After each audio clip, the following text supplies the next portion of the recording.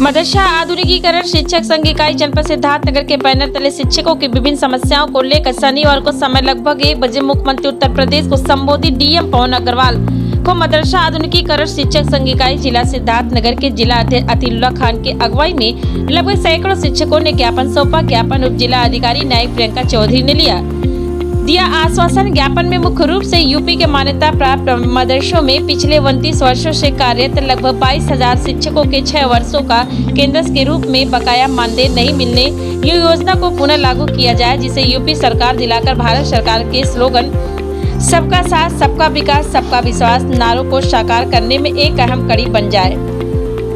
दूसरी जटिल समस्या स्वर्गीय पूर्व प्रधानमंत्री अटल बिहारी वाजपेयी के लाए हुए योजना को रद्द कर मदरसे में पढ़ रहे बच्चों को मुख्य धारा से काटने का कार्य किया गया है, जो जनहित और देश हित में नहीं है।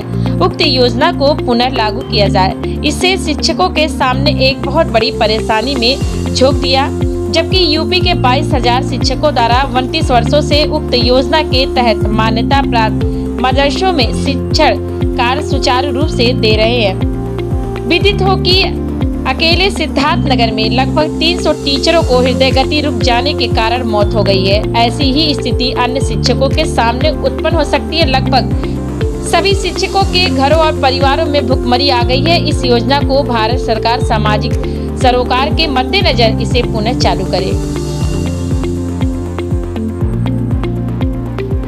सर्वप्रथम तो मैं मीडिया बंधुओं का दिल से मुबारकबाद देता हूँ कि हमारी इस पीड़ा को समझे हैं और समझ करके देश और प्रदेश तक पहुँचाएंगे। सबसे पहले तो मैं आपको बता दूं भाई साहब कि मैं जनपद सिद्धार्थनगर मदरसा आधुनिकीकरण शिक्षक संघ इकाई का जिला मीडिया प्रभारी हूँ और 29 सालों से उत्तर प्रदेश के समस्त रजिस्टर्ड मदरसों में शिक्षकों की नियुक्ति हुई है। उन शिक्षक का नाम होता है आधुनिक शिक्षक। मदरसों में अरबी, उर्दू, फारसी और धार्मिक शिक्षा दी जाती थी और सबसे पहला शुक्रगुजार हम लोग उनके हैं माननीय अटल बिहारी वाजपेयी के कि जिन्होंने उत्तर प्रदेश और भारत देश के अंदर मदरसों को मुख्य धारा से जोड़ने का काम किया था कि मदरसे में जो बच्चे पढ़ते हैं, माइनॉरिटी हो, नॉन माइनॉरिटी हो, उन बच्चों को आधुनिक शिक्षा से जोड़ करके मुख्य धारा से जोड़ने का काम किया था।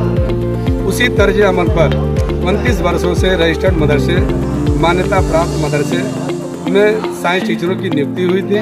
साइंस टीचरों का काम यह था कि उर्दू, अरबी, इंग्लिश के साथ साथ गणित, विज्ञान का भी वो शिक्षा दें।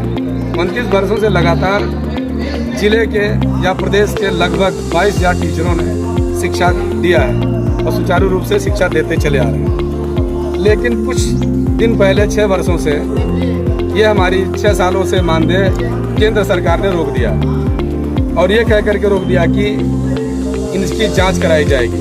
हमारे मदरसों की जांच भी हो चुकी है। जो मदरसे जांच के परिधि में आए गलत थे उनको इग्नोर कर दिया गया और जो मदरसे हमारे रजिस्टर्ड हैं और मान्यता प्राप्त हैं, सारे कागजात फिट है, उसमें टीचर पढ़ा रहे हैं। उनके सामने भुखमरी आ गई है।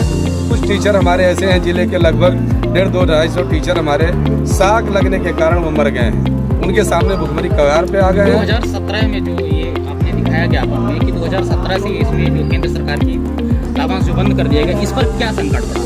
संकट ये पड़ा कि सर 6 सालों से हमारी मानदेय रोक दी गई है। 6 सालों से बताइए कोई मजदूर हो जिसकी मजदूरी अगर एक दिन की रोक दी जाए दूसरे दिन मजदूरी करने नहीं आता है। फिर भी ये हमारे जो शिक्षक साथी हैं मदरसों में विज्ञान, गणित, साइंस की ज्ञान बांटते हैं बच्चों में और शिक्षा निरंतर देते आ रहे हैं। हमारी यही मांग है कि हमारे मोदी जी का जो सपना है सबका साथ सबका विश्वास, उसी विश्वास पर हम लोगों ने माननीय मुख्यमंत्री जी को संबोधित एक ज्ञापन माननीय डीएम महोदय के थ्रू ये देना चाहते हैं कि हमारी बकाया मजदूरी और मानदेय दे दी जाए और हमारी जो केंद्र और सरकार की, राज्य सरकार की योजना थी उन्हें उसको संचालित करके शिक्षा से मुख्य धारा से जोड़ने का काम किया जाए।